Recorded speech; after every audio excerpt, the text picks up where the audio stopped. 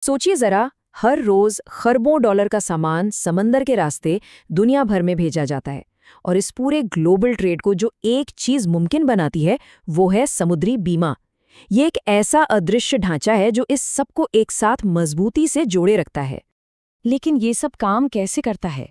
इसकी कहानी किसी बहुत बड़े जहाज या किसी भयानक तूफान से नहीं, बल्कि एक छोटे से टूटे हुए पंप से शुरू होती है।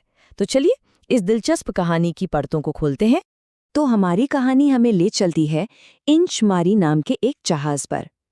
इसके एक पंप ने एक ऐसा संकट खड़ा कर दिया जिसने हमेशा के लिए समुद्री व्यापार का चेहरा ही बदल दिया।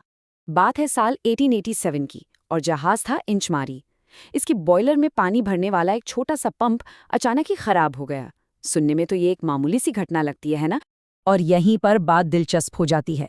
पंप को जो नुकसान हुआ था वो किसी बाहरी घटना की वजह से नहीं था।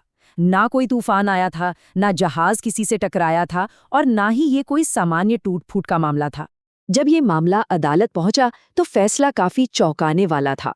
कोर्ट ने कहा कि ये नुकसान समुद्री जोखिमों के दायरे में आता ही नहीं है। मतलब बीमा सिर्फ बाहरी खतरों के लिए था, जहाज की अपनी अंदरूनी मशीनरी के फेल होने के लिए नहीं। इस एक फैसले ने जहाज मालिकों को एक बड़ी मुश्किल में डाल दिया। और इसी कानूनी पहेली से निकला एक नया समाधान, एक ऐसा उपाय जो जहाज को सिर्फ बाहरी दुनिया से ही नहीं बल्कि उसके अंदरूनी जोखिमों से भी बचाता। इस घटना के सीधे सीधे जवाब में बनाया गया इंचमारी क्लॉज। ये अपने आप में एक क्रांतिकारी विचार था, एक ऐसा बीमा जो जहाज को उसकी अपनी ही अंदरूनी समस्याओं से सुरक्षा दे। यह क्लॉज मुख्य रूप से दो चीजों को कवर करता था। पहली थी छिपी हुई खराबी, मतलब मशीन में कोई ऐसा डिफेक्ट जो नॉर्मल जांच पड़ताल में पकड़ में ही ना आए। और दूसरी थी चालक दल की लापरवाही, यानी कि जहाज के मास्टर या इंजीनियरों की किसी गलती से होने वाला नुकसान। चलिए ठीक है, तो जहाज अब अपनी अंदरूनी समस्याओं से तो सुरक्षित हो गया, लेकिन समंदर कोई शांत जगह तो है नहीं। उन बाहरी खतरों का क्या जो जहाज का इंतजार कर रहे होते हैं? तो जहाज अब अंदर से तो सेफ था, लेकिन बाहरी दुनिया, वो तो युद्ध, हड़तालों और आतंकवाद जैसे जोखिमों से भरी पड़ी थी। चलिए देखते हैं कि बीमा इन खतरों से निपटने के लिए कैसे तैयार हुआ। इसका जवाब है institute war and strikes clause.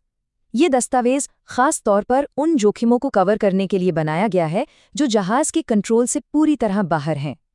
जैसा कि देख सकते हैं, ये लिस्ट काफी लंबी और डिटेल्ड है। इसमें युद्ध और गृह युद्ध से लेकर आतंकवादियों या हड़ताल करने वालों से होने वाले नुकसान तक लगभग सब कुछ शामिल है। ये जहाज को उस दुनिया की उथल-पुथल से बचाता है जिसमें वो सफर करता है। लेकिन भाई, हर बीमा पॉलिसी की तरह यहाँ भी कुछ शर्तें लागू हैं, और जो चीजें इसमें शामिल नहीं की गई हैं वो हमें उस दौर की चिंताओं के बारे में बहुत कुछ बताती हैं। इसमें कुछ चीजें शामिल नहीं हैं, जैसे कि न्यूक्लियर हथियारों से होने वाला नुकसान या फिर समुद्री डकैती। लेकिन सबसे दिलचस्प बात है इसका आखिरी पॉइंट। 5 बड़ी महाशक्तियों के बीच अगर जंग छिड़ जाए तो ये बीमा अपने आप खत्म हो जाएगा। और ये 5 देश थे यूके, यूएसए, फ्रांस, सोवियत संघ और चीन। ये क्लॉज सीधे सीधे कोल्ड वॉर के दौर की एक झलक देता है, जो दिखाता है कि बीमा करने वाले दुनिया की बड़ी ताकतों के बीच की जंग का खतरनाक जोखिम उठाने को तैयार नहीं थे। तो अब इन दोनों आइडियाज को एक साथ रखकर देखते हैं और समझते हैं कि ये दोनों मिलकर ग्लोबल ट्रेड की सुरक्षा का एक पूरा ढांचा कैसे तैयार करते हैं। और ये स्लाइड पूरी तस्वीर को बहुत ही शानदार ढंग से समझाती है। समुद्री बीमा जोखिम को 2 हिस्सों में बांटता है। एक तरफ है अंदरूनी जोखिम, जैसे मशीन की खराबी या क्रू की गलती, जिसे इंचमारी क्लॉज कवर करता है। और दूसरी तरफ है बाहरी जोखिम, जैसे युद्ध या हड़ताल, जिसे war and strikes clause cover करता है।